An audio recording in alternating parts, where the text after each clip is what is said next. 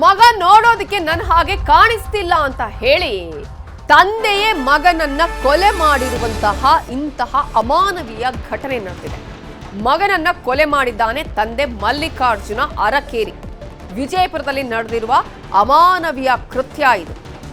ಮಗ ನನ್ನ ಹಾಗೆ ನೋಡೋದಕ್ಕೆ ಕಾಣಿಸ್ತಾ ಇಲ್ಲ ಅಂತ ಯಾರೋ ಛೇಡಿಸಿದ್ರು, ಊರವರು ಛೇಡಿಸಿದ್ರು ಅನ್ನುವ ಕಾರಣಕ್ಕಾಗಿಯೇ ತಂದೆ ಮಗನನ್ನೇ ಸಾಯಿಸಿದ್ದಾನೆ. ವಿಜಯಪುರ ಜಿಲ್ಲೆ ನಾಗಠಾಣ ಗ್ರಾಮದಲ್ಲಿ ಬಾಲಕನನ್ನ ಹತ್ಯೆ ಮಾಡಿದ್ದಾನೆ ತಂದೆ. 6 ವರ್ಷದ ಮಗು ಸಿದ್ಧಾರ್ಥನನ್ನ ಹತ್ಯೆ ಮಾಡಿದ್ದಾನೆ ತಂದೆ ಮಲ್ಲಿಕಾರ್ಜುನ. ಮಾರ್ಚ್ 16ರಂದು ಕೃಷ್ಣಾ ನದಿಗೆ ತಳ್ಳಿ ಹತ್ಯೆ ಮಾಡಿದ್ದಾನೆ ಈ ಕ್ರೂರಿ. ನಿನ್ನ ಮಗ ಸಿದ್ಧಾರ್ಥ್ ನೋಡೋದಕ್ಕೆ ನಿನ್ ಹಾಗೆ ಇಲ್ಲ ಅಂತ ಹೇಳಿ ಚರ್ಚೆ ಮಾಡಿದ್ರಂತೆ. ಕೆಲವ್ರ ಕೆಲಸ ಇರಲ್ಲ ನೋಡಿ, ಅಂತವ್ರು ಇಂತಹ ಎಲ್ಲ ಕೆಲಸಗಳನ್ನ ಮಾಡ್ತಾರೆ, ತಲೆಗೆ ತುಂಬ್ತಾರೆ. ಅಮಾಯಕರ ಮನಸ್ಸಿಗೆ ಯಾವ ರೀತಿಯಾಗಿ ಏನೇನು ತುಂಬಬೇಕೋ ಅದನ್ನ ತುಂಬಿಸ್ತಾರೆ. ಗ್ರಾಮದ ಕೆಲವರು ಛೇಡಿಸುವಂತಹ ಕೆಲಸ ಮಾಡಿದ್ದಾರೆ. ಇಲ್ಲೂ ಕೂಡ ಅಂಥದ್ದೇ ಮಾಡಿದ್ರೆ ಮಗನನ್ನ ಈ ಕಾರಣಕ್ಕೆ ತಂದೆ ಕೊಂದಿದ್ದಾನೆ. ಯಾಕಂದ್ರೆ ಊರವರ ಮಾತು ಕೇಳೋದಕ್ಕೆ ಸಾಧ್ಯ ಆಗ್ತಿಲ್ಲ. ಅವನ ಮನಸ್ಸಲ್ಲೂ ಕೂಡ ಅನುಮಾನವನ್ನ ಹುಟ್ಟಿಸಿದ್ದಾರೆ ಈ ಇಂತಹ ಕೆಲಸ ಇಲ್ಲದವರು. ನಿನ್ನ ಮಗನ ಹೋಲಿಕೆ ನಿನ್ನಂತಿಲ್ಲ ಅಂತ ಹೇಳಿ ಪ್ರತಿನಿತ್ಯ ಛೇಡಿಸ್ತಾ ಇದ್ರಂತೆ. ಮಗನನ್ನ ಈ ಕಾರಣಕ್ಕಾಗಿಯೇ ಹತ್ಯೆ ಮಾಡಿದ್ದಾನೆ ತಂದೆ ಮಲ್ಲಿಕಾರ್ಜುನ್. ಆ ನಂತರ ಆತ ಸೀದಾ ಮನೆಗೆ ಬರ್ತಾನೆ. ಹಾಸ್ಟೆಲ್ ಶಾಲೆಗೆ ಸೇರಿಸಿದ್ದೀನಿ ಮಗನನ್ನ ಅಂತ ಹೇಳ್ತಾನೆ. ಆದರೆ ತಾಯಿ ಆ ಮಗುವನ್ನ ನೋಡಬೇಕು ಅಂತ ಹೇಳಿ ಕೇಳಿದಾಗ ಈತ ಎಸ್ಕೇಪ್ ಆಗ್ತಾನೆ. 5 ರಿಂದ 6 ದಿನ ಇರೋದಿಲ್ಲ. ಸೊ ಮಗನ ಹತ್ಯೆ ಹೇಗಾಯಿತು ಅಂತ ನೋಡಿದ್ರೆ ಕೃಷ್ಣಾ ನದಿಯಲ್ಲಿ ಮುಳುಗಿಸಿ ಮಗನನ್ನ ಹತ್ಯೆ ಮಾಡಿದ್ದಾನೆ ತಂದೆ. ಮಾರ್ಚ್ 16ರಂದು ಶಾಲೆಗೆ ಸೇರಿಸುವುದಾಗಿ ಕರೆದೊಯ್ದು ಕೃತ್ಯ ಮಾಡಿದ್ದು ಮಹಾರಾಷ್ಟ್ರದ ಕರಾಡ್ ಜಿಲ್ಲೆಯ ವಡೋಲಿ ಬಳಿ ನದಿಗೆ ತಳ್ಳಿ ಹತ್ಯೆಯನ್ನ ಮಾಡಿದ್ದಾನೆ ಆರೋಪಿ ತಂದೆ ಮಲ್ಲಿಕಾರ್ಜುನ್. ಕೃಷ್ಣಾ ನದಿ ಬಳಿ ಕರ್ಕೊಂಡು ಹೋಗಿ ಮಗುವನ್ನ ನದಿಗೆ ತಳ್ಳಿದ್ದಾನೆ. ಸಿಂದಗಿ ಬಳಿ ಹಾಸ್ಟೆಲ್ ಶಾಲೆಗೆ ಸೇರಿಸಿದ್ದೇನೆ ಅಂತ ತಂದೆ ಆ ಒಂದು ವಿಚಾರವನ್ನ ಅವನ ಹೆಂಡತಿಗೆ ಹೇಳ್ತಾನೆ. ಆದ್ರೆ ಈಕೆ ನಂಬ್ಕೊಂಡಿರ್ತಾಳೆ. ಆ ನಂತರ ಯಾಕೆ ಸುಮಾರು ಬಾರಿ ಕೇಳ್ತಾಳೆ ಮಗ ಎಲ್ಲಿ ಅಂತ ಹೇಳಿದಾಗ ಈತ ಎಸ್ಕೇಪ್ ಆಗ್ತಾನೆ. ಮಗನ ಹುಟ್ಟುಹಬ್ಬ ಏಪ್ರಿಲ್ 1ರಂದು ಇರುತ್ತೆ. ಕರೆ ತರೋದಕ್ಕೆ ತಾಯಿ ಒತ್ತಾಯ ಮಾಡ್ತಾಳೆ. ತಾಯಿ ಭಾಗ್ಯಶ್ರೀ ಪಟ್ಟು ಹಿಡಿದ ಬಳಿಕ ಆರೋಪಿ ಎಸ್ಕೇಪ್ ಆಗಿರ್ತಾನೆ. ಮಲ್ಲಿಕಾರ್ಜುನ ಅರಕೆರೆ ನಡೆಯಿಂದ ಭಾಗ್ಯಶ್ರೀಗೆ ಅನುಮಾನ ಬರುತ್ತೆ. ಅನುಮಾನ ಬಂದ ಬಳಿಕ ಪೊಲೀಸರಿಗೆ ದೂರು ಕೊಡ್ತಾರೆ ಭಾಗ್ಯಶ್ರೀ. ಪೊಲೀಸರ ವಿಚಾರಣೆ ವೇಳೆ ಮಗನ ಕೊಲೆ ವಿಚಾರ ಬಹಿರಂಗ ಆಗತ್ತೆ. ಮಾರ್ಚ್ 16ರಂದು ಕರಾಡ್ ಜಿಲ್ಲೆ ಮಸೂರು ಠಾಣೆ ಪೊಲೀಸರು ಅಪರಿಚಿತ ಒಂದು ಬಾಲಕನ ಶವದ ಬಗ್ಗೆ ಪ್ರಕಟಣೆ ಕೂಡ ಹೊರಡಿಸ್ತಾರೆ. ಈ ಪ್ರಕಟಣೆ ಹಾಗೂ ಮಲ್ಲಿಕಾರ್ಜುನ್ ಕೊಟ್ಟ ಸ್ಟೇಟ್ಮೆಂಟ್ ಮೇಲೆ ಬಾಲಕನ ಶವ ಪತ್ತೆಯಾಗಿದ್ದು ತನಿಖೆ ವೇಳೆ ಬಾಲಕನನ್ನ ಹತ್ಯೆ ಮಾಡಿರುವುದು ಬೆಳಕಿಗೆ ಬಂದಿದೆ. ಈ ವ್ಯಕ್ತಿ ಮತ್ತೆ ಮನೆಯಿಂದ ತಪ್ಪಿಸ್ಕೊಂಡು ಹೋಗಿರ್ತಾನೆ. ಆದ್ದರಿಂದ ತಂದೆಯ ಮೇಲೆ ಹೆಚ್ಚಿನ ಸಂಶಯ ಬಂದಿರುತ್ತೆ. ತಂದೆಯನ್ನು ಕರ್ಕೊಂಡು ಬಂದು ಎನ್ಕ್ವೈರಿ ಮಾಡಿದಾಗ ಸೊ ಈ ಹುಟ್ಟಿದಂಥ ಮಗು ನಂದಲ್ಲ ಅನ್ನುವಂಥ ಒಂದು ಸಂಶಯವನ್ನು ಪಟ್ಕೊಂಡು 6 ವರ್ಷದಂಥ ಸಿದ್ಧಾರ್ಥ್ ಅನ್ನುವಂಥ ಮಗುವನ್ನು ಮಹಾರಾಷ್ಟ್ರದ ಕರಾಡ್ ಜಿಲ್ಲೆಯಲ್ಲಿ ಕರಾಡ್ ಊರಿಗೆ ಕರ್ಕೊಂಡೋಗಿ ಅಲ್ಲಿ ಕೃಷ್ಣಾ ನದಿಯಲ್ಲಿ ನೂಕಿದ್ದೀನಿ ಅಂತಂತ ಹೇಳ್ತಾನೆ. ಸೊ ಆ ಹಿನ್ನೆಲೆಯಲ್ಲಿ ಮತ್ತೆ ನಾವು ಪ್ರಕರಣವನ್ನು ಕೆದಕಿದಾಗ ಕರಾಡ್ ಜಿಲ್ಲೆಯಲ್ಲಿ ಒಂದು UDR ಕೇಸ್ ರಿಜಿಸ್ಟರ್ ಆಗುತ್ತೆ. ಒಂದು 6 ವರ್ಷದ ಮಗುವಿನ ಬಾಡಿ ಕೃಷ್ಣಾ ನದಿಯಲ್ಲಿ ಸಿಕ್ಕಿರುತ್ತೆ. ಆ ಹಿನ್ನೆಲೆಯಲ್ಲಿ UDR ಕೂಡ ರಿಜಿಸ್ಟರ್ ಆಗಿರುತ್ತೆ. ಬಾಡಿ ಫೋಟೋಸ್ಗಳನ್ನ ಎಲ್ಲ ಚೆಕ್ ಮಾಡಿದಾಗ ಮಗು ಇದೆ ಅಂತಂತೇಳಿ ಐಡೆಂಟಿಫೈ ಆಗುತ್ತೆ. ಆ ಹಿನ್ನೆಲೆಯಲ್ಲಿ ಸ್ವಂತ ಮಗನನ್ನೇ ಈತ ನೀರಿನಿಗೆ ನೂಕಿ ಕೊಂದಿರುವುದು ದೃಢಪಡುತ್ತೆ.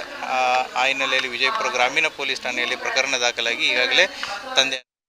ಇದೇ ವಿಚಾರಕ್ಕೆ ಸಂಬಂಧಪಟ್ಟಂತೆ ಇನ್ನಷ್ಟು ಡೀಟೇಲ್ಸ್ ಅನ್ನ ಕೊಡೋದಕ್ಕೆ ನಮ್ಮ ರಿಪೋರ್ಟರ್ ಗುರುರಾಜ್ ಫೋನ್ ಸಂಪರ್ಕದಲ್ಲಿ ಜಾಯ್ನ್ ಆಗಿದ್ದಾರೆ. ಗುರುರಾಜ್, ಈಗಾಗಲೇ ತಾಯಿಯೇ ಕೊಟ್ಟಂತಹ ದೂರಿನ ಮೇಲೆ ಪೊಲೀಸರು ವಿಚಾರಣೆ ಮಾಡಿದಾಗ ಎಲ್ಲ ಪ್ರಕರಣ ಬೆಳಕಿಗೆ ಬಂದಿರೋದು. ಈ ವಿಚಾರದಲ್ಲಿ ಊರವರು ಛೇಡಿಸಿದ್ರು ಅಂತ ಇಂತಹ ಕೃತ್ಯ ಮಾಡಿದಾನೆ.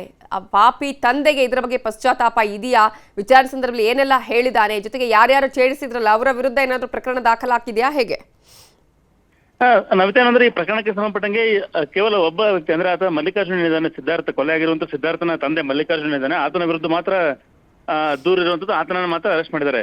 ಅದು ಆತ ಹೇಳಿಕೆಗಳನ್ನ ಕುಟುಂಬಸ್ಥರಿಗೆ ಮಗ ಎಲ್ಲಿ ಅಂತ ಕೇಳಿದಾಗ ಬೇರೆ ಬೇರೆ ರೀತಿ ಹೇಳಿಕೆಗಳನ್ನ ಮತ್ತೆ ಅನುಮಾನ ಬರೋ ರೀತಿಯಲ್ಲಿ ಹೇಳಿಕೆ ಕೊಟ್ಟ ಬಳಿಕ ಕುಟುಂಬಸ್ಥರು ದೂರನ್ನ ಕೊಡ್ತಾರೆ. ಆ ದೂರನ್ನ ಆಧರಿಸಿ ಪೊಲೀಸರು ತನಿಖೆ ಮಾಡುವಾಗ ಬಂದಿರುವಂತದ್ದು ಈ ತರ ಮಗನನ್ನ ಕೊಲೆ ಮಾಡಿದ್ದೀನಿ ಅಂತ ಹೇಳಿದಕ್ಕೆ ಮತ್ತೆ ಮಹಾರಾಷ್ಟ್ರದಲ್ಲಿ ಪೊಲೀಸರ ಸಹಿತ ಒಂದು ಪ್ರಕಟಣೆಯನ್ನು ಹೊರಡಿಸಿ ಒಂದು ಬಾಲಕನ ಚಿತ್ರವನ್ನು ಅವರು ಪ್ರಕಟಣೆಯಲ್ಲಿ ಅಂಟಿಸಿರ್ತಾರೆ.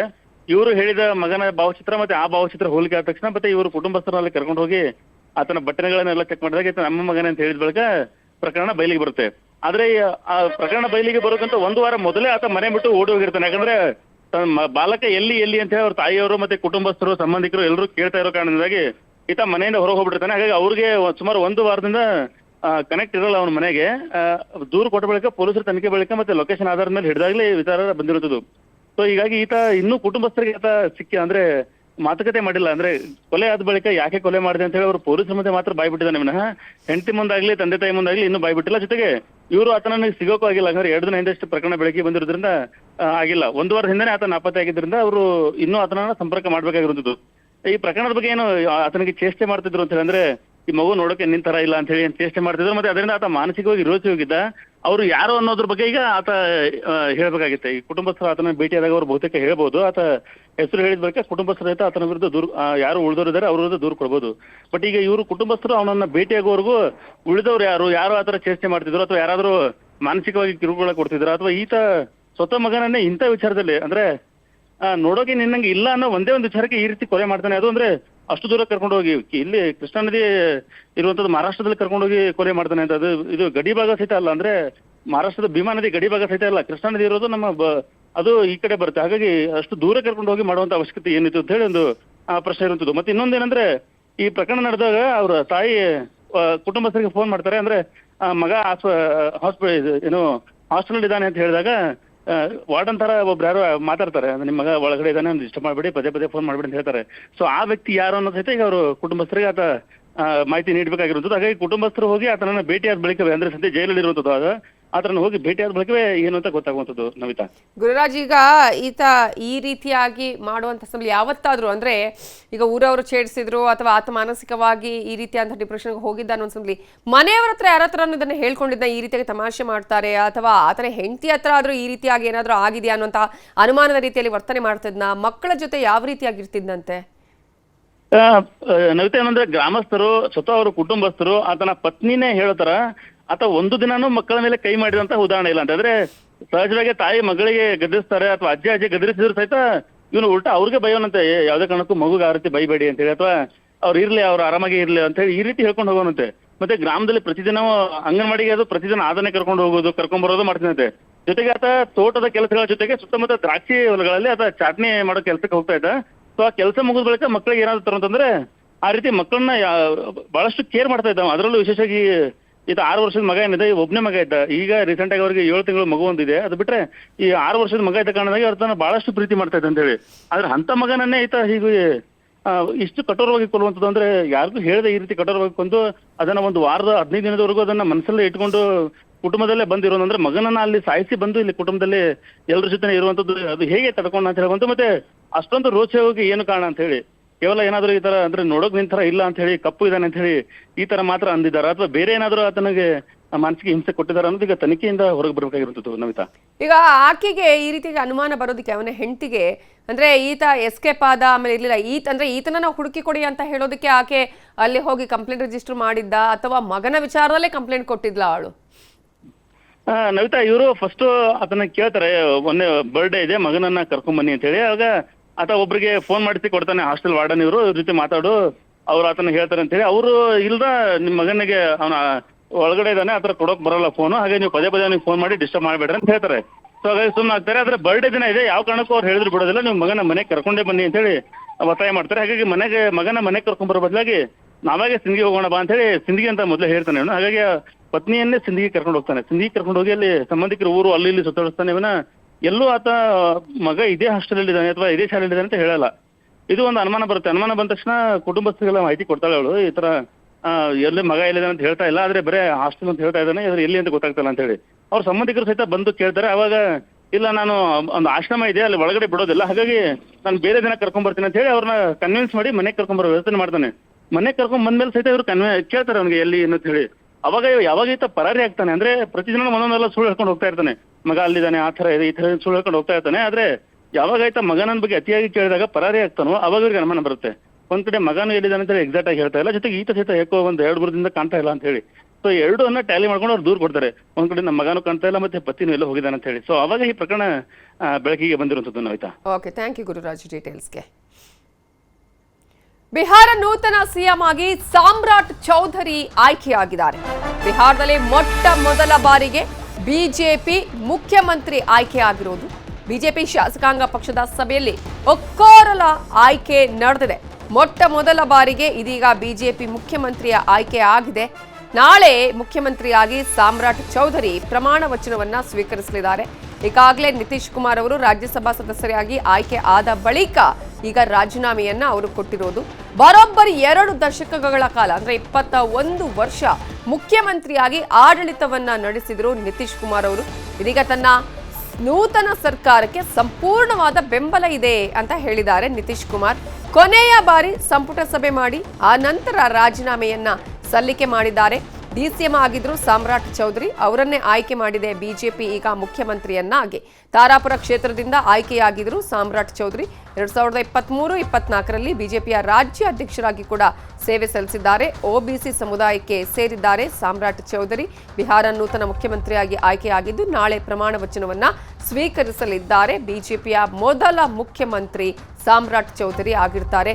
ಈಗಾಗಲೇ ಬಿಜೆಪಿ ರಾಜ್ಯ ಅಧ್ಯಕ್ಷರಾಗಿಯೂ ಸೇವೆ ಸಲ್ಲಿಸಿರುವಂತಹ ಸಾಮ್ರಾಟ್ ಚೌಧರಿ ಅವರು ಈಗ ಮುಖ್ಯಮಂತ್ರಿಯಾಗಿ ಸೇವೆಯನ್ನ ಸಲ್ಲಿಸಲಿದ್ದಾರೆ. ಬಿಜೆಪಿಯ ಮುಖ್ಯಮಂತ್ರಿಯಾಗಿ, ಅದರಲ್ಲಿ ಬಿಹಾರದ ನೂತನ ಮುಖ್ಯಮಂತ್ರಿಯಾಗಿ ನಾಳೆ ಪ್ರಮಾಣ ವಚನವನ್ನ ಸ್ವೀಕರಿಸಲಿದ್ದಾರೆ. ಬರೋಬ್ಬರಿ 21 ವರ್ಷಗಳ ಕಾಲ ಬಿಹಾರದಲ್ಲಿ ಆಡಳಿತವನ್ನ ನಡೆಸಿದ್ದು ನಿತೀಶ್ ಕುಮಾರ್ ಅವರು ರಾಜ್ಯಸಭೆಗೆ ಆಯ್ಕೆಯಾಗಿರುವಂತಹ ಹಿನ್ನೆಲೆಯಲ್ಲಿ ಇದೀಗ ಇವತ್ತು ಅವರು ವಿಸರ್ಜನೆಯನ್ನ ಕೂಡ ಮಾಡಿದ್ದಾರೆ. ಆ ಒಂದು ಸಭೆಯ ಬಗ್ಗೆ ಕೂಡ ಈಗಾಗಲೇ ಅನೇಕರು ಮಾತನಾಡ್ತಾ ಇದ್ರು. ಸಚಿವರುಗಳು ಒಂದು ರೀತಿಯಾದಂತಹ ಭಾವನಾತ್ಮಕ ಕ್ಷಣವಾಗಿತ್ತು ಅನ್ನೋದನ್ನ ಕೂಡ ಸಚಿವ ಸಂಪುಟದ ಸದಸ್ಯರುಗಳು ಹೇಳಿಕೊಳ್ತಾ ಇದ್ರು. ಈಗಾಗಲೇ ಅವರು ರಾಜೀನಾಮೆಯನ್ನ ರಾಜ್ಯಪಾಲರಿಗೂ ಕೂಡ ಸಲ್ಲಿಕೆ ಮಾಡಿದ್ದಾರೆ ನಿತೀಶ್ ಕುಮಾರ್. ಬಿಜೆಪಿ ಕೂಡ ಇದೀಗ ನೂತನ ಮುಖ್ಯಮಂತ್ರಿಯನ್ನ ಆಯ್ಕೆ ಮಾಡಿದೆ. ನೂತನ ಸರ್ಕಾರಕ್ಕೆ ಸಂಪೂರ್ಣವಾದಂತಹ ಬೆಂಬಲ ಇದೆ ಅನ್ನೋದನ್ನು ಕೂಡ ನಿತೀಶ್ ಕುಮಾರ್ ಅವರು ಹೇಳಿದ್ದಾರೆ. ಈ ಮೂಲಕ ಇದೀಗ 21 ವರ್ಷಗಳ ಕಾಲ ತಾನು ಏನು ಆಡಳಿತವನ್ನ ಮಾಡಿದ್ದೆ, ಮುಖ್ಯಮಂತ್ರಿಯಾಗಿ ತಾನು ಅಧಿಕಾರವನ್ನ ನಡೆಸಿದ್ದೆ, ಅದಕ್ಕೆ ಇದೀಗ ಫುಲ್ ಸ್ಟಾಪ್ ಇಟ್ಟು ಬಿಹಾರದ ಮುಖ್ಯಮಂತ್ರಿಯಾಗಿದ್ದ ನಿತೀಶ್ ಕುಮಾರ್ ಅವರು ರಾಜ್ಯಸಭೆಗೆ ಆಯ್ಕೆಯಾದಂತಹ ಹಿನ್ನೆಲೆಯಲ್ಲಿ ರಾಜೀನಾಮೆಯನ್ನ ಸಲ್ಲಿಕೆ ಮಾಡಿದ್ದಾರೆ.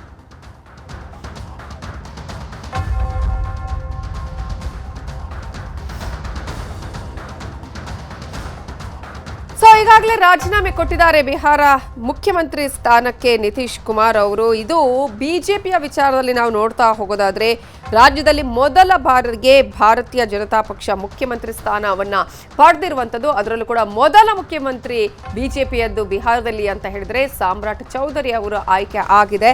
ಈಗಾಗಲೇ ಶಾಸಕಾಂಗ ಪಕ್ಷದಲ್ಲಿ ಅಂದ್ರೆ ಆ ಒಂದು ಸಭೆಯನ್ನ ಕೂಡ ಅಲ್ಲಿ ಮಾಡುವಂತಹ ಸಂದರ್ಭದಲ್ಲಿ ಈ ನಿರ್ಧಾರವನ್ನು ತೆಗೆದುಕೊಳ್ಳಲಾಗಿದೆ. ರಾಜ್ಯಪಾಲರನ್ನ ಭೇಟಿಯಾಗಿದ್ದಾರೆ ಸಾಮ್ರಾಟ್ ಚೌಧರಿ ಅವರು ಕೂಡ ಈಗಾಗಲೇ ಭೇಟಿಯಾಗಿ ನಾಳೆ ಪ್ರಮಾಣ ವಚನವನ್ನ ಸ್ವೀಕರಿಸುವಂತಹ ಒಂದು ಹಿನ್ನೆಲೆಯಲ್ಲಿ ಕೂಡ ಈಗಾಗಲೇ ಪರ್ಮಿಷನ್ ಅನ್ನ ತೆಗೆದುಕೊಂಡಿರೋದು. ನಿತೀಶ್ ಕುಮಾರ್ ಕೂಡ ಅಲ್ಲಿ ಇರುವಂತದ್ದು, ಜೊತೆಗೆ ಅವರು ರಾಜೀನಾಮೆಯನ್ನು ಕೊಟ್ಟಿರೋದು. ನಿತೀಶ್ ಕುಮಾರ್ ಅವರು ರಾಜ್ಯಪಾಲರಿಗೆ ತನ್ನ ರಾಜೀನಾಮೆ ಪತ್ರವನ್ನ ನೀಡಿರೋದು. ಇವೆಲ್ಲದರ ಬೆಳವಣಿಗೆಗಳನ್ನು ಕೂಡ ನಾವು ನಿಮಗೆ ತೋರಿಸ್ತಾ ಇದ್ದೀವಿ. ಮತ್ತೊಂದು ಕಡೆ ಸಾಮ್ರಾಟ್ ಚೌಧರಿ ಅವರು ಆಯ್ಕೆ ಆಗಿದ್ದಾರೆ ಈಗಾಗಲೇ ಬಿಜೆಪಿಯ ಕಡೆಯಿಂದ, ಅಂದ್ರೆ ಮುಖ್ಯಮಂತ್ರಿಯಾಗಿ ಅವರನ್ನ ಈಗಾಗಲೇ ಶಾಸಕಾಂಗ ಪಕ್ಷದ ಸಭೆಯಲ್ಲಿ ಆಯ್ಕೆ ಮಾಡಲಾಗಿದೆ. ಈ ಮೂಲಕ ಮೊದಲ ಬಿಜೆಪಿಯ ಮುಖ್ಯಮಂತ್ರಿ ಸಾಮ್ರಾಟ್ ಚೌಧರಿ ಅವರು ಆಯ್ಕೆಯಾಗಿದ್ದಾರೆ. ಜೆಡಿಯು ನೇತೃತ್ವದ ಸರ್ಕಾರವನ್ನ ನಿತೀಶ್ ಕುಮಾರ್ ಅವರು ಮುನ್ನಡೆಸ್ತಾ ಇದ್ರು. ಇದೀಗ ರಾಜೀನಾಮೆಯನ್ನ ಸಲ್ಲಿಸಿದ್ದಾರೆ. ಕಳೆದ ವಾರ ಅವರು ರಾಜ್ಯಸಭಾ ಸದಸ್ಯರಾಗಿ ಆಯ್ಕೆಯಾಗಿರುವಂತಹ ಹಿನ್ನೆಲೆಯಲ್ಲಿ ಇದೀಗ ಮುಖ್ಯಮಂತ್ರಿ ಸ್ಥಾನಕ್ಕೆ ರಾಜೀನಾಮೆಯನ್ನ ಸಲ್ಲಿಸಿದ್ದಾರೆ. ಡಿಸಿಎಂ ಆಗಿದ್ರು ಸಾಮ್ರಾಟ್ ಚೌಧರಿ ಅವರು. ನಿತೀಶ್ ಕುಮಾರ್ ಅವರ ಸರ್ಕಾರದಲ್ಲೇ ಇದೀಗ ಅವರನ್ನೇ ಮುಖ್ಯಮಂತ್ರಿಯನ್ನಾಗಿ ಆಯ್ಕೆ ಮಾಡಿದೆ ಬಿಜೆಪಿ. ಶಾಸಕಾಂಗ ಪಕ್ಷದ ಸಭೆಯಲ್ಲಿ ಈ ನಿರ್ಧಾರವನ್ನ ತೆಗೆದುಕೊಳ್ಳಲಾಗಿದೆ. 243 ಸದಸ್ಯ ಬಲದ ಬಿಹಾರ ವಿಧಾನಸಭೆಯಲ್ಲಿ 89 ಶಾಸಕರನ್ನ ಬಿಜೆಪಿ ಹೊಂದಿದ್ದು ಬಿಜೆಪಿ ಏಕೈಕ ಅತಿ ದೊಡ್ಡ ಪಕ್ಷವೂ ಆಗಿದೆ.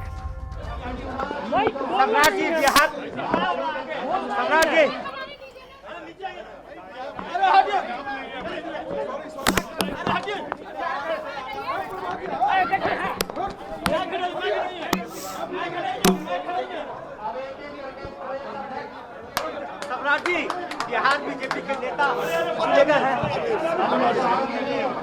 सम्राट जी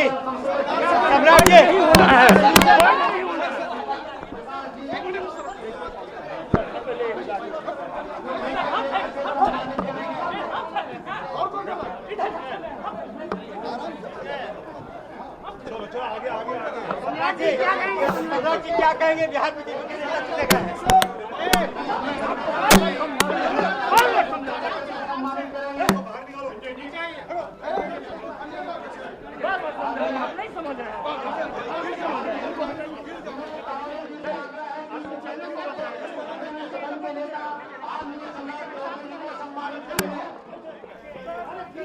ಇದೇ ವಿಚಾರಕ್ಕೆ ಸಂಬಂಧಪಟ್ಟ ಹಾಗೆ ಇನ್ನಷ್ಟು ಡೀಟೇಲ್ಸ್ ಅನ್ನ ಕೊಡೋದಕ್ಕೆ ನ್ಯೂಸ್ ಡೆಸ್ಕ್ನಿಂದ ಮಂಜುನಾಥ್ ಈಗ ನೇರ ಸಂಪರ್ಕದಲ್ಲಿ ಜಾಯ್ನ್ ಆಗಿದ್ದಾರೆ. ಮಂಜುನಾಥ್, ಈಗಾಗಲೇ ಅತಿ ಸುದೀರ್ಘವಾದಂತಹ ಮುಖ್ಯಮಂತ್ರಿ ಸ್ಥಾನವನ್ನ ಆಡಳಿತವನ್ನ ಮಾಡುವಂತಹ ನಿತೀಶ್ ಕುಮಾರ್ ಅವರು ಇದೀಗ ರಾಜ್ಯಸಭೆಗೆ ಆಯ್ಕೆಯಾದಂತಹ ಹಿನ್ನೆಲೆಯಲ್ಲಿ ರಾಜೀನಾಮೆ ಕೊಟ್ಟಿದ್ದಾರೆ.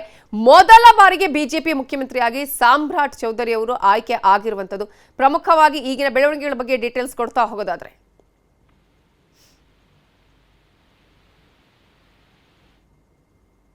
ವಿಧಾನಸಭೆ ಚುನಾವಣೆ ಆದಾಗ್ಲೇನೆ ಕಾಂಗ್ರೆಸ್ ಮತ್ತು ಆರ್ಜೆಡಿನ ಒಂದು ಭವಿಷ್ಯವನ್ನ ನುಡಿದಿದ್ರು. ನಿತೀಶ್ ಕುಮಾರ್ ಅವರು ಹೆಚ್ಚು ದಿನ ಮುಖ್ಯಮಂತ್ರಿ ಸ್ಥಾನದಲ್ಲಿರಲ್ಲ, ಅದು ಬಿಜೆಪಿಗೆ ಬಂದೇ ಬರುತ್ತೆ, ಬಿಜೆಪಿಯಿಂದನೇ ಮುಖ್ಯಮಂತ್ರಿ ಆಗ್ತಾರೆ ಅಂತ ಹೇಳ್ತಾ ಇದ್ರು. ಸೊ ಈಗ ಆ ಭವಿಷ್ಯ ಕಾಂಗ್ರೆಸ್ ವಿರೋಧ ಪಕ್ಷಗಳು ನುಡಿದಂತ ಭವಿಷ್ಯ ಈಗ ನಿಜ ಆಗಿರುವಂತದ್ದು. ಬಿಹಾರದ ಮುಖ್ಯಮಂತ್ರಿ ಆಗಿದ್ದಂತಹ ನಿತೀಶ್ ಕುಮಾರ್ ಅವರು ಏನಿದ್ದಾರೆ, ಅವರು ಈಗ ರಾಜ್ಯಸಭೆಗೆ ಅಧಿಕೃತವಾಗಿ ಆಯ್ಕೆ ಆಗಿರೋದ್ರಿಂದ ಇವತ್ತು ಅವರು ಒಂದು ಕೊನೆಯ ಸಚಿವ ಸಂಪುಟ ಸಭೆಯನ್ನ ನಡೆಸಿ ತಮ್ಮೆಲ್ಲಾ ಸಚಿವರಿಗೂ ಮತ್ತು ಅವರ ಶಾಸಕರಿಗಳಿಗೂ ಕೂಡ ಒಂದು ವಿದಾಯವನ್ನ ಹೇಳಿ ಹೊರಟ್ರು. ಇದಾದ ಕೆಲವೇ ನಿಮಿಷಗಳಲ್ಲಿ ಬಿಜೆಪಿಯಿಂದ ಈಗ ಅಧಿಕೃತವಾಗಿ ಸಾಮ್ರಾಟ್ ಚೌಧರಿಯರನ್ನ ಬಿಹಾರದ ಮುಖ್ಯಮಂತ್ರಿ ಅಭ್ಯರ್ಥಿಯಾಗಿ ಅಧಿಕೃತವಾಗಿ ಆಯ್ಕೆ ಮಾಡಲಾಗಿದೆ ಅಂತ ಇವಾಗ ಅವರು ನಾಳೆನೆ ಅವರ ಪ್ರಮಾಣ ವಚನ ಕೂಡ ನಡೆಯುತ್ತೆ.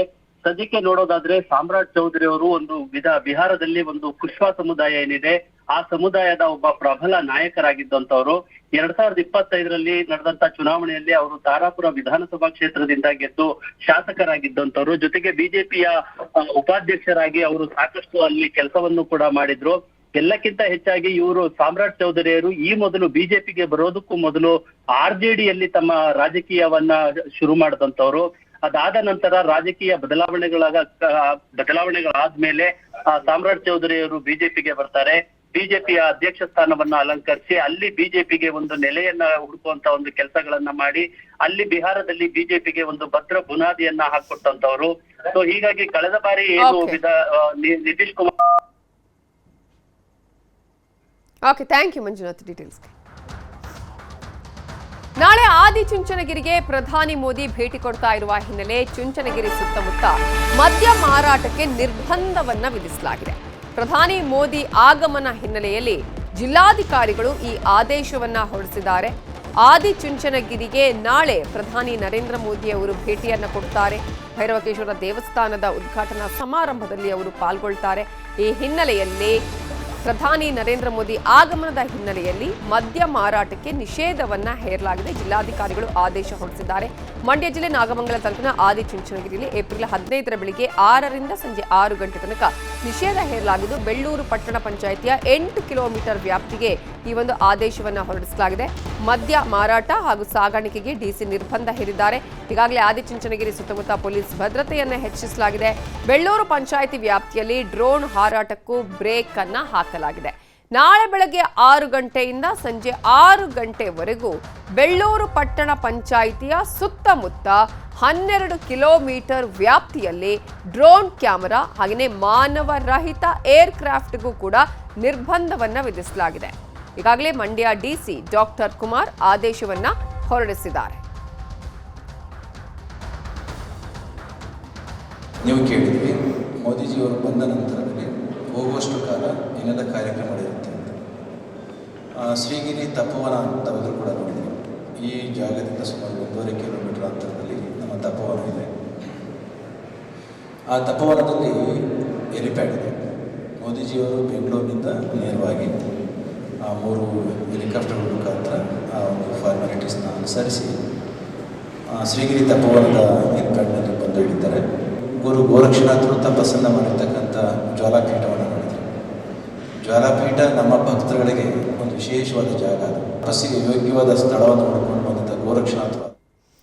ಆದಿಚುಂಚನಗಿರಿಗೆ ನಾಳೆ ಪ್ರಧಾನಿ ನರೇಂದ್ರ ಮೋದಿ ಅವರು ಭೇಟಿಯನ್ನ ಕೊಡಲಿದ್ದಾರೆ. ಭೈರವಕ್ಯ ದೇವಸ್ಥಾನಕ್ಕೆ ಭೇಟಿ ಕೊಡಲಾಗ್ತಾ ಇರುವಂತಹ ಹಿನ್ನೆಲೆಯಲ್ಲಿ ಬಿಗಿ ಭದ್ರತೆಯನ್ನ ಈಗಾಗಲೇ ಅಲ್ಲಿ ಕಲ್ಪಿಸಲಾಗಿದೆ. ಚುಂಚನಗಿರಿ ಸುತ್ತಮುತ್ತ ಮದ್ಯ ಮಾರಾಟಕ್ಕೂ ಕೂಡ ನಿರ್ಬಂಧವನ್ನ ಹೇರಲಾಗಿದೆ. ಇದರ ಬಗ್ಗೆ ಇನ್ನಷ್ಟು ಡೀಟೇಲ್ಸ್ ಕೊಡೋದಕ್ಕೆ ನಮ್ಮ ರಿಪೋರ್ಟರ್ ಸುನಿಲ್ ಗೌಡ ಈಗ ಫೋನ್ ಸಂಪರ್ಕದಲ್ಲಿ ಜಾಯ್ನ್ ಆಗಿದ್ದಾರೆ. ಸುನಿಲ್, ಪ್ರಧಾನಿ ನರೇಂದ್ರ ಮೋದಿ ಅವರ ನಾಳೆ ಆದಿಚುಂಚನಗಿರಿಗೆ ಬರ್ತಾ ಇರುವಂತಹ ಹಿನ್ನೆಲೆಯಲ್ಲಿ ಯಾವ ರೀತಿಯ ಭದ್ರತೆಯನ್ನು ಒದಗಿಸಲಾಗಿದೆ, ಯಾವ ರೀತಿಯ ಕ್ರಮಗಳನ್ನ ಕೈಗೊಳ್ಳಲಾಗಿದೆ? ನವಿತಾ, ನಾಳೆ ಏನು ಮಂಡ್ಯದ ಆದಿಚುಂಚನಗಿರಿ ಕ್ಷೇತ್ರಕ್ಕೆ ಪ್ರಧಾನಿ ಮೋದಿ ಅವರು ಆಗಮಿಸ್ತಾ ಇರುವಂತದ್ದು ಸುಮಾರು ಬೆಳಗ್ಗೆ 10:50ಕ್ಕೆ ಚುಂಚನಗಿರಿಯ ತಪೋವನ ಹೆಲಿಪ್ಯಾಡ್ ಏನಿದೆ ಇಲ್ಲಿಗೆ ಆಗಮಿಸ್ತಾರೆ. ಅಂದ್ರೆ HAL ಏರ್ಪೋರ್ಟ್ ನಿಂದ ಹೊರಟು ಹೆಲಿಕಾಪ್ಟರ್ ಮೂಲಕ ತಪೋವನ ಹೆಲಿಪ್ಯಾಡ್ಗೆ ಆಗಮಿಸಿ ಅದಾದ ಬಳಿಕ ಭೈರವೈಕ್ಯ ಮಂದಿರ ಏನಿದೆ, ನೂತನವಾಗಿ ನಿರ್ಮಾಣ ಆಗಿರುವಂತಹ ಮಂದಿರ, ಈ ಮಂದಿರವನ್ನ ಉದ್ಘಾಟನೆಯನ್ನ ಮಾಡ್ತಾರೆ. ಇದರ ಜೊತೆಗೆ ಕಾಲ ಭೈರವನಿಗೆ ವಿಶೇಷ ಪೂಜೆಯನ್ನ ಕೂಡ ಸಲ್ಲಿಸ್ತಾರೆ. ಇದಾದ ಬಳಿಕ 1 ಕಿಲೋಮೀಟರ್ ಅಂತರದಲ್ಲಿರುವಂತ BGS ಗ್ರೌಂಡ್ ಏನಿದೆ, ಇಲ್ಲಿ ಸಾರ್ವಜನಿಕ ಸಭೆಯಲ್ಲೂ ಕೂಡ ಮೋದಿಯವರು ಭಾಗಿಯಾಗ್ತಾ ಇರುವಂತದ್ದು. ಮತ್ತೊಂದು ಕಡೆ ಅಂದ್ರೆ ಪ್ರಧಾನಿ ಆಗಮಿಸ್ತಾ ಇರುವಂತಹ ಹಿನ್ನೆಲೆಯಲ್ಲಿ ಮಂಡ್ಯ ಪೊಲೀಸರು ಸಾಕಷ್ಟು ಸಿದ್ಧತೆಗಳನ್ನ ಈಗಾಗಲೇ ಮಾಡ್ಕೊಂಡಿರುವಂತದ್ದು. ಮಂಡ್ಯ ಜಿಲ್ಲಾಡಳಿತ ಕೂಡ ಒಂದಷ್ಟು ನಿರ್ಬಂಧಗಳನ್ನ ಹೇರಿರುವಂತದ್ದು. ಅಂದ್ರೆ NH 150A ಹಾಗೆ NH 75A ಮಾರ್ಗಗಳೇನಿದೆ, ಈ ಮಾರ್ಗಗಳನ್ನ ಬದಲಿ ಮಾರ್ಗದ ವ್ಯವಸ್ಥೆಯನ್ನ ಕೂಡ ಮಾಡಿರುವಂತದ್ದು. ಹಾಗೆ ಸುಮಾರು 8 ಕಿಲೋಮೀಟರ್ ವ್ಯಾಪ್ತಿಯಲ್ಲಿ ಡ್ರೋನ್ ಹಾರಾಟಕ್ಕೆ ಕೂಡ ನಿರ್ಬಂಧವನ್ನ ಹೇರಿರುವಂತದ್ದು. ಜೊತೆಗೆ ಮದ್ಯ ಮಾರಾಟ ಅಂದ್ರೆ ಚುಂಚನಗಿರಿಯ ಆಸುಪಾಸಿನಲ್ಲಿರ್ತಕ್ಕಂಥ ಅಂದ್ರೆ ಬೆಳ್ಳೂರಿನ ಪಟ್ಟಣ ಪಂಚಾಯಿತಿ ಏನಿದೆ, ಈ ವ್ಯಾಪ್ತಿಯಲ್ಲಿರ್ತಕ್ಕಂಥ ಒಂದಷ್ಟು ಗ್ರಾಮಗಳು, ಜೊತೆಗೆ ಸುಮಾರು 8 ಕಿಲೋಮೀಟರ್ ವ್ಯಾಪ್ತಿನಲ್ಲಿರ್ತಕ್ಕಂಥ ಬಾರ್ ಅಂಡ್ ರೆಸ್ಟೋರೆಂಟ್ಗಳೇನಿದೆ, ಇಲ್ಲಿ ಮದ್ಯ ಮಾರಾಟಕ್ಕೆ ಬ್ರೇಕ್ ಅನ್ನ ಕೂಡ ಹಾಕಿರುವಂತದ್ದು. ಹೀಗಾಗಿ ಸುಮಾರು 2,000 ಪೊಲೀಸರನ್ನ ನಾಳಿನ ಭದ್ರತೆಗೆ ನಿಯೋಜನೆ ಮಾಡಲಾಗಿದೆ. ಸುಮಾರು 6 ಜನ SP ನೇತೃತ್ವದಲ್ಲಿ ಭದ್ರತೆಯನ್ನ ಕೈಗೊಳ್ತಾ ಇರುವಂತದ್ದು. ಸಾಕಷ್ಟು ಸಕಲ ರೀತಿಯಲ್ಲೂ ಕೂಡ ಪೊಲೀಸರು ನಾಳಿನ ಕಾರ್ಯಕ್ರಮಕ್ಕೆ ಸಜ್ಜಾಗಿದ್ದಾರೆ. Navita, thank you Sunil Gowda ಡೀಟೇಲ್ಸ್ಗೆ.